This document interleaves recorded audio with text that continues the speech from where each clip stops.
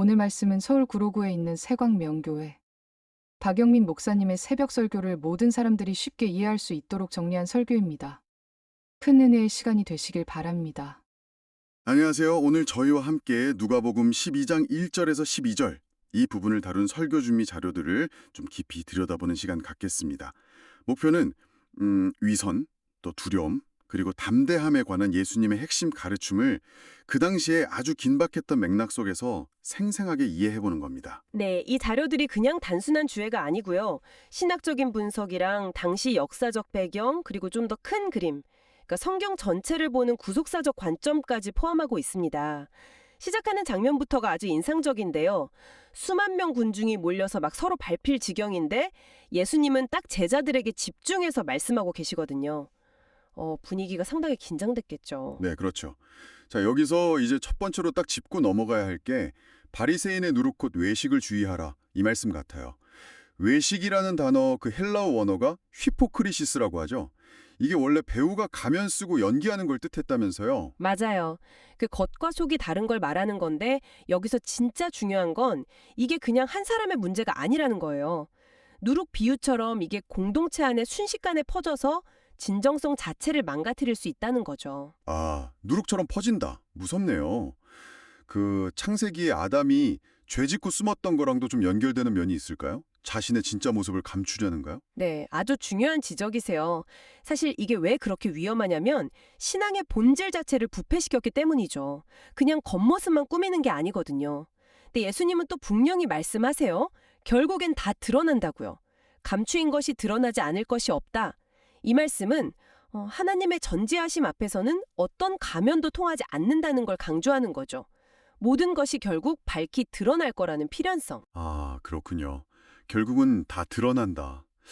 이게 어떻게 보면 타락 이후에 우리 안에 깊이 자리 잡은 그 겉모습 꾸미려는 성향, 또 내면의 부패, 이 연결고리를 끊어내라는 도전 같기도 하고요. 그렇죠. 외적인 위선 문제도 심각하지만 예수님은 바로 이어서 우리를 좀 마비시키는 또 다른 문제, 바로 두려움으로 넘어가세요. 네.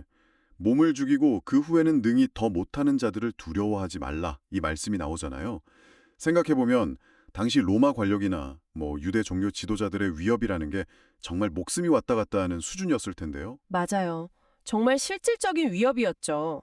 그런데 예수님은 그 일시적인 육체의 해함과 영원한 운명, 여기서 이제 게엔나, 우리가 보통 지옥이라고 번역하는 그곳에서의 결과를 딱 대조시키시는 거예요. 아, 이게 좀 더 깊이 생각해볼 지점인데요.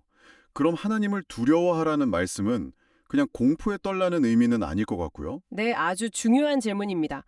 여기서 균형이 필요한데요. 하나님은 분명 영혼의 최종 운명을 결정하시는 분이니까 당연히 경외해야 할 대상이죠. 여기서 쓰인 헬라어 포베오마이도 단순한 공포보다는 깊은 경외감을 포함하는 단어거든요. 하지만 동시에 그 하나님이 길가의 참새 한 마리, 헬라어로는 스트루디온이라고 하는데 아주 작은 새 한 마리도 잊지 않으시고 심지어 당신의 머리카락 숫자까지 다 세고 계실 만큼 세밀하게 돌보시는 분이라는 거예요. 아, 경외의 대상이신 동시에 한없이 세밀하게 돌보시는 분이다. 이 두 가지가 같이 가는군요. 네, 이걸 이제 구속사라는 큰 틀, 그러니까 창조부터 시작된 하나님의 구원 계획 전체에서 보면 하나님의 주권과 사랑이 함께 나타나는 아주 일관된 모습인 거죠. 그래서 이 경외심은 우리를 옥죄는 공포가 아니라 오히려 세상의 위협 앞에서 우리를 자유롭게 하고 담대하게 만드는 근원이 되는 거고요.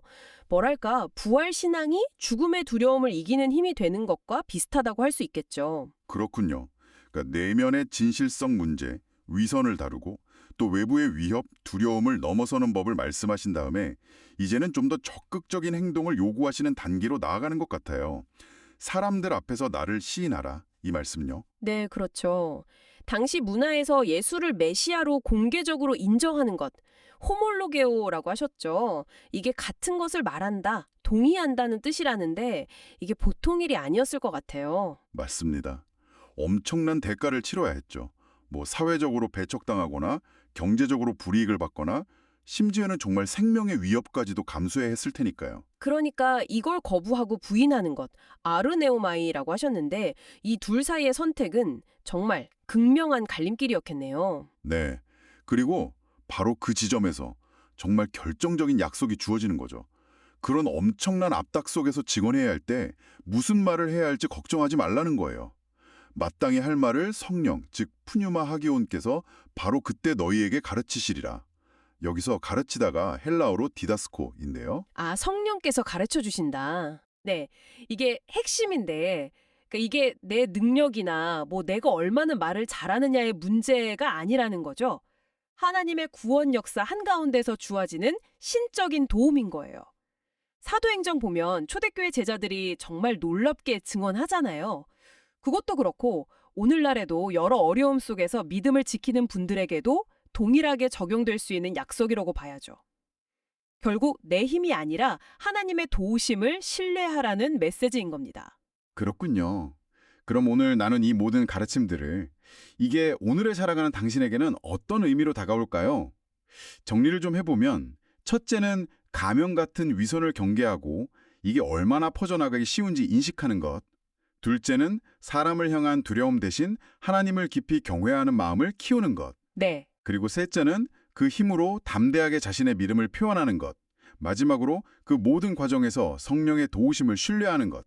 이렇게 정리할 수 있겠네요. 맞습니다. 어쩌면 당신도 일상에서 외부의 시선이나 압박감 때문에 내 안의 진실한 신념과 좀 갈등하고 계실지도 모르겠어요. 마지막으로 이걸 좀 더 큰 구속사적 관점에서 한번 질문을 던져보고 싶습니다. 오늘 우리가 살펴본 이 예수님의 말씀들을요, 그냥 개인적인 위로나 격려 차원을 넘어서 저 멀리 아담의 실패에서부터 시작해서 그리스도의 십자가와 부활, 그리고 오늘날에도 교회를 통해 일하시는 성령의 역사까지 이어지는 하나님의 거대한 구원 이야기의 한 부분으로 이해한다면 어떨까요? 그렇게 더 큰 그림으로 본다면 네, 그렇게 볼 때 오늘 당신이 어떤 용기나 혹은 진정성이 요구되는 바로 그 순간에 임하는 방식이 어떻게 달라질 수 있을지 한번 조용히 생각해 보시면 좋겠습니다.